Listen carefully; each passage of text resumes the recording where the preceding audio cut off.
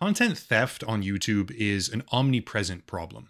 Much like any other type of issue, it's also a spectrum with varying degrees of severity. But the general premise of improper citation, or just typical plagiarism, is an issue that a lot of YouTubers, writers, artists, and other creatives have been facing since the dawn of the internet. On the one hand, drawing inspiration is a very real thing. Watching something and being inspired or motivated to talk about it for yourself is completely fine, and it happens all the time. But there's a very clear difference between watching something or reading something and being inspired by that content versus downloading the content itself and then repurposing that material as if it were your own. That's what we're talking about today. Downloading content, pretending it's yours, and then dodging accountability afterward, but more so than a specific focus on a particular recent example, which I will go over at the beginning.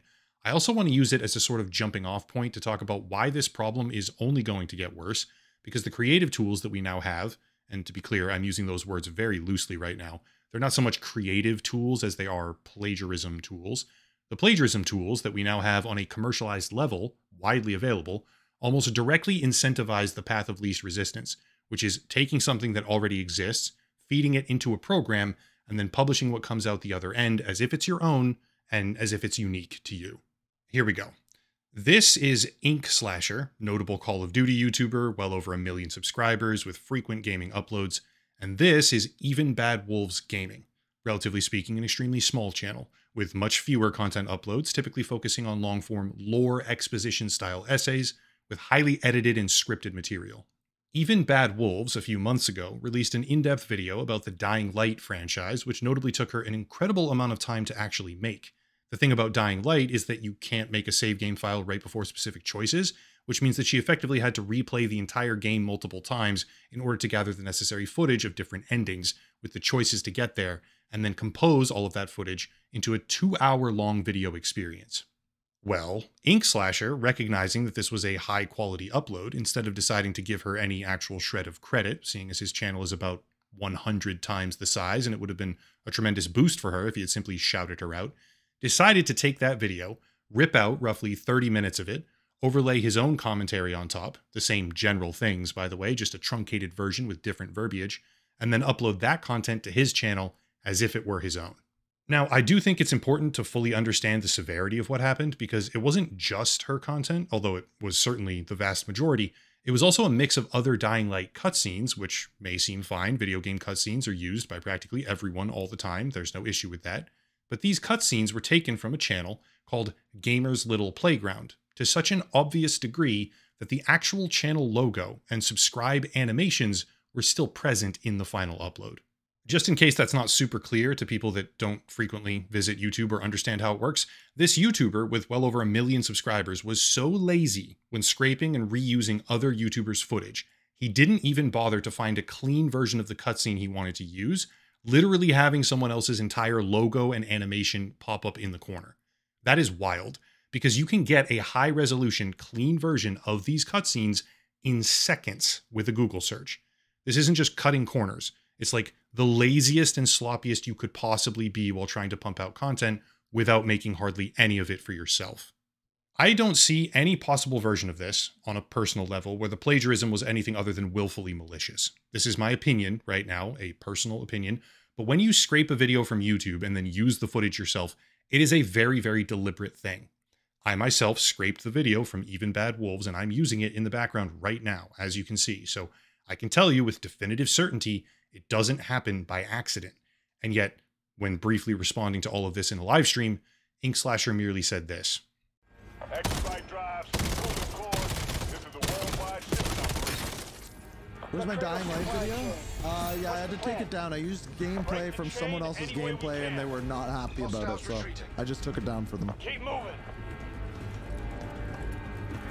Even though YouTube said it was fine. For starters, YouTube isn't the arbiter of what is or is not copyright theft or plagiarism. They're actually not allowed to weigh in on those issues or take sides. They're explicitly denied from doing so. Section 230, safe harbor protections, blah, blah, blah.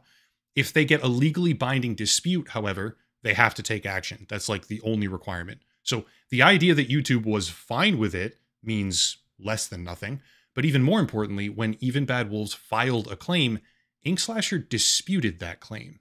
This is honestly incredible to me because the system of claim, dispute, and then lawsuit, a forced lawsuit, that's your only response if they deny your claim, is there to protect against bad actors who are abusing the copyright system, filing notices that have no merit, right? Spurious DMCA claims or copyright claims that are trying to like silence people or shut things down, or like music firms that there's 4 seconds of a song and it's clearly fair use and they're just trying to take something down, right? The whole system is much better now than it ever used to be, and it's designed to protect individual creators. So the fact that someone who so clearly, so obviously did take the content would dispute a claim by a channel so much smaller than them, in my view, indicates malice. In my opinion, this is someone who knows how difficult it would be for that smaller channel to do anything about this and decided to willfully abuse that fact.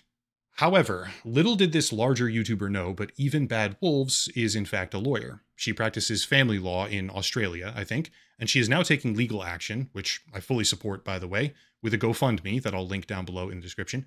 But far beyond a surface level, the reason that she's doing this is to make it easier for small channels to defend themselves when this type of thing happens in the future, and this type of thing happens a lot. Let me show you something. This is the content detection dashboard for my channel on YouTube. I don't remember when precisely I gained access to this. I don't even use it, by the way. But at a certain point, maybe a certain size, I honestly don't know the exact threshold. At a certain point, YouTube channels gain access to this tool, which detects their content across the platform and allows them to file claims or request removals. Funnily enough, most of these videos are gaming cutscenes, which I happened to show in a video or a live stream way back when, and now it seems to think that I somehow own the rights to them. But once in a while, it really is someone just stealing my work, obviously. To be clear, even when that happens, I typically don't do anything about it. My philosophy is that anything I upload is de facto free for anyone if they want to use it. But the point is that I already have a relatively large presence on the platform. I'm not struggling to get my name out there.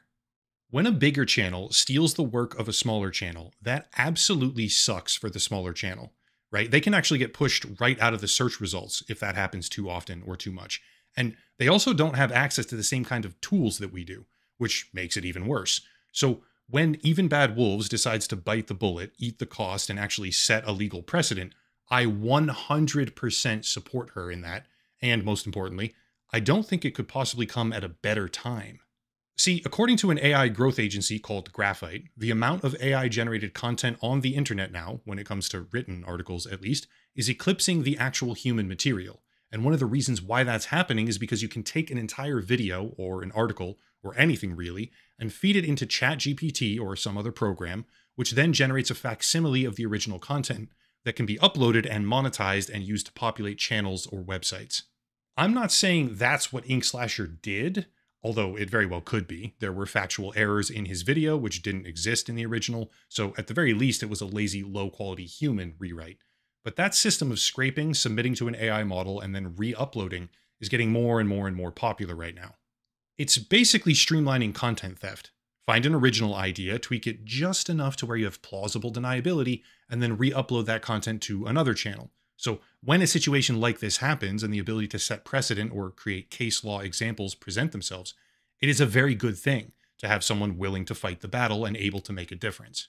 I don't know the extent to which this particular creator has allegedly stolen content. Obviously, when something like this happens, you have to then immediately question whether or not it's happened before or if it's the only time and how often. But the value of this entire situation has nothing to do with catching one specific large creator who got lazy with the production of one video, and has everything to do with successfully paving the way for other creators who dedicated dozens or hundreds of hours to projects and have that work stolen to do something about it, which is an effort that Even Bad Wolves Gaming appears to fully recognize right now. She claims in her video that she's talking to a law firm about streamlining the process, thereby making it easier for others to take action, and that obviously comes with a series of hurdles, different jurisdictions, and all sorts of potential complications. But she's right about the power imbalance on the platform. It's not easy getting started on YouTube, especially when working a separate full-time job or doing content outside mainstream topics. Not everyone is trying to go full-time or even cares about monetization, but there's plenty of people out there that do, as they make a genuine effort to build up their online presence and turn it into a career. There is nothing wrong with using content from separate channels and drawing inspiration from the work of others, as long as you recognize, hey, this person does good work, I learned a lot from them, Here's my take on things, but also go support them if you want to, and just backlinking. While making this video right now, I was halfway tempted to scrape a few more of his complex videos and upload them unlisted to my own channel to see if I could then use the content detection tool to find out if they were stolen from other small creators. But to be honest, I didn't even really know if that would work. And it also felt like a little bit over the line, like it may get me into trouble or something, so I didn't do it. But the effort to protect smaller channels from being taken advantage of by those of us who have become much more established on the platform is a good thing. It's a noble effort. I fully support it, and it seemed worth talking about as the issue of AI plagiarism or content theft and repurposing becomes increasingly pervasive on not just YouTube, but all over the internet. If you want to support me or even Bad Wolves Gaming, links are down below. The GoFundMe, obviously, locals and Patreon, a special VPN deal, etc., etc. But I'll cut it there and stop rambling. As always, thank you all for watching, question everything, and have a nice night.